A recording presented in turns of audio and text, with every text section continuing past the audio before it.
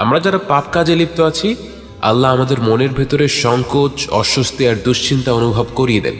আল্লাহ তাআলা পবিত্র কোরআনে একে বলেছেন আল আযাব আল আদনা, অর্থাৎ কাছের শাস্তি।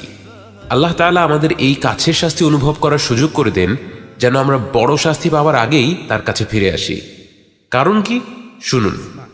وَلَنُذِيقَنَّهُم مِّنَ الْعَذَابِ الْأَدْنَى دُونَ الْعَذَابِ الْأَكْبَرِ لَعَلَّهُمْ يَرْجِعُونَ